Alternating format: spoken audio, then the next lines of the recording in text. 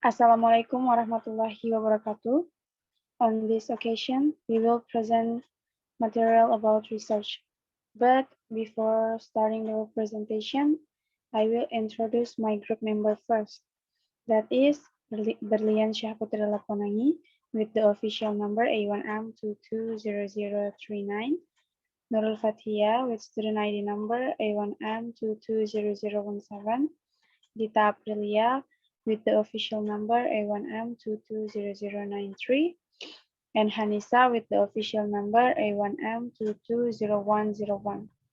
To shorten the time, I will just present the first material, namely the importance of evidence. We know that to complete an argument, we must give over proof, and we also know that if a debater makes an argument without proof, the opposing team can challenge it. When two non-experts make an argument against each other without proof, neither side wins the argument.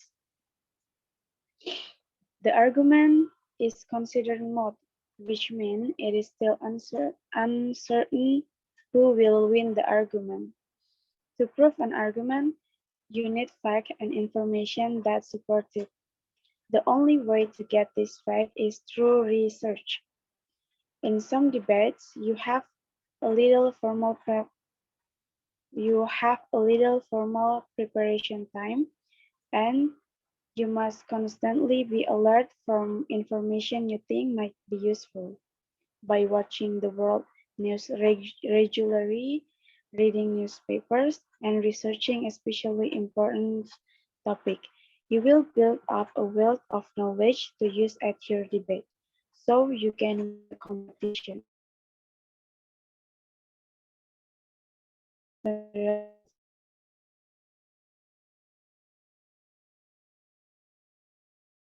From me, Berlian, time is yours.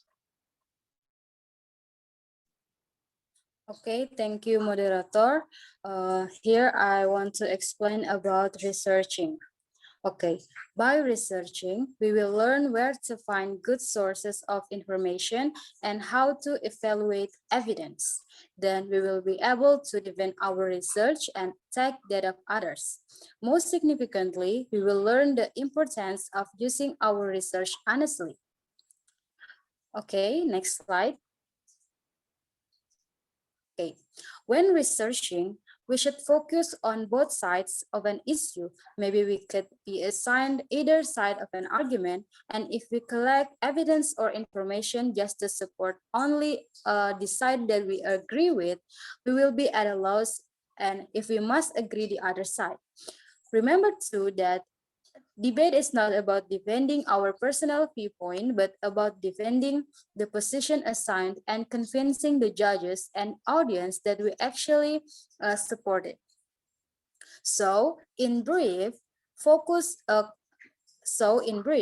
collect information from both sides of an issue because you have to be prepared for the argument the other team present. Okay, next slide. Okay. What to look for in your research. These are the three most important evidence that we can use to support our argument. We can use statistics to show or provide significant evidence. It is related to number or percentage. Number two is examples. This is a good way of showing significant is by using an example. We can provide evidence by illustrate something. You may say, my example is to follow where 80% of the island is 7 feet or less above sea level. You could also use an example to show how your plan will succeed by presenting a case in which it has worked in the past or a similar plan that is now working. Okay, that is the example. The last is testimonial or expert opinion. Sometimes experts can provide an opinion that supports your position. This is called a testimonial. It can also strengthen our argument while debating. Okay, that's all for me. I return it to the moderator. Okay, thank you, Berlian, for bringing the material well. Next, I will invite Tita Aprilia to bring the next material. Tita, time is yours. Okay, thank you for the moderator. Here I will explain how finding the evidence. So there are two ways to find the evidence. The first is using the internet. Many people rely on the internet for easy and quick access to all kind of information. So there are a lot of information that updated regularly. So we use the internet to find the most current information of our topic. Second, because there's so much information available on the internet, we need to construct our search terms carefully. For example, if we want to look at economical issue in Indonesia, we need to specifically search it with the terms economical and Indonesia.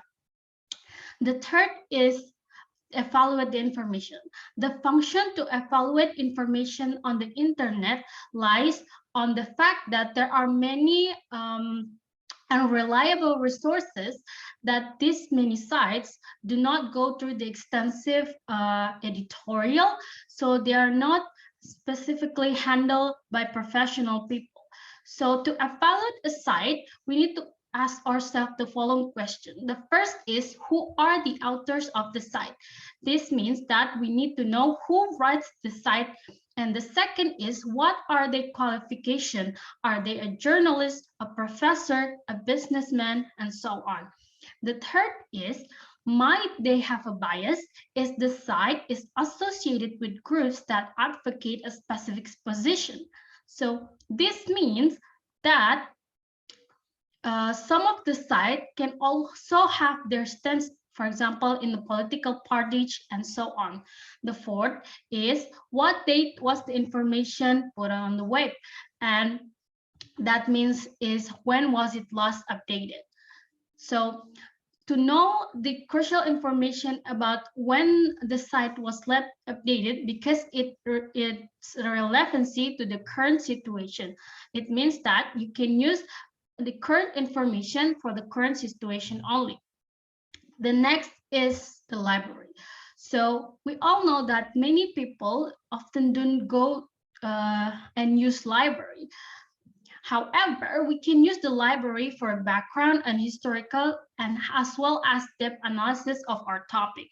So there are things that we can use to actually look into our topic, for example, books, magazine, dissertations, journals, and so on. Other than that, many libraries have access to a wide variety of electronic materials that can be helpful to research our topic. For example, is on the screen, Congressional Quality Research, AppScore Research, FRAF, and so on. For me personally, I like to use JSTOR or journal storage because our homework or college tasks tend to use a journal to actually, and actually a lot of resources when we do our homework. The thing is, when you're going to find resources on library, we need to plan our trip first. So we need to write down the topic that we wish to research and the keyword associated with them, so we can use the library electronic catalog episode to find our purposes. So what makes the difference between the internet and the library is there's a reference librarian. So librarian is a professional that will help you and willing to answer all of your questions regarding the resources or anything about the library. So they actually can help you to focus on your research and also tell you what kind of resources that they have in the store.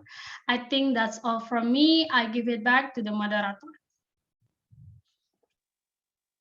Okay, thank you, Dita, for bringing the material well. Next, I will invite Hanisa to bring the next material. Hanisa, time is yours. Thanks you for moderator. I will explain about building argument and testing the evidence. First, building argument. Once you have enough evidence, You can build argument using the information you have. This is called building a brief. A brief is short written version of the argument. Since all the bets are timed, you usually cannot read all of the evidence in your file. You must make choice. Take the best evidence and read brief using it. Remember that while the brief is short, it must have a complex argument with evidence or your opponent can easily attack it. Next slide. Okay, testing the evidence. Not all evidence has the same value.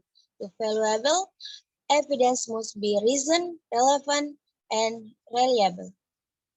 Reason. How old is the evidence? Timeliness is not an issue in some areas, such as philosophy or religion, but when dealing with current events, the judge usually will trust the newest evidence. If you have evidence from last week, then an international treaty that doesn't have much hope of adoption, and your opponent has evidence from today that major countries have signed the treaty. Your opponent evidence is better because it is more recent. Situation and law change, so you must be prepared to defend the currently of your evidence. Relevant. Uh, does the evidence prove the point? Your evidence must be directly to the claim it is support. If it is not, you actually have offered no evidence to determine relevancy. Ask what kind of method the author used to reach his or her conclusion.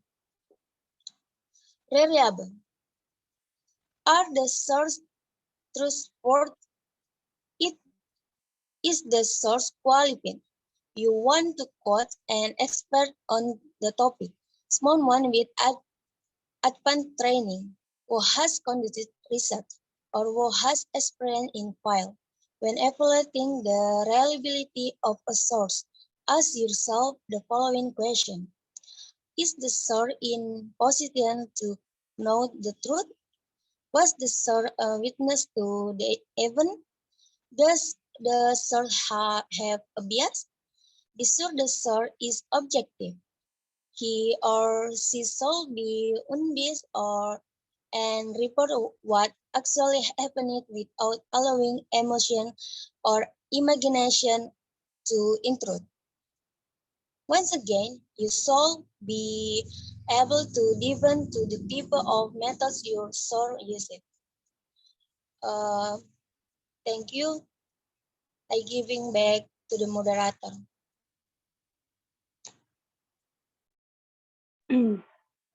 Okay, thank you, Hanisa, for bringing the material well. Next, I will tell about important concept in chapter 8. The first is debate requires good research skill to gather evidence that you can use at a moment's notice. The second is statistic examples, testimonials, and expert opinions are excellent types of evidence. And the last is to evaluate evidence, determine if it's recent, relevant, and reliable. Okay, that's all the presentation from Group A. Wassalamualaikum warahmatullahi wabarakatuh. Waalaikumsalam warahmatullahi wabarakatuh.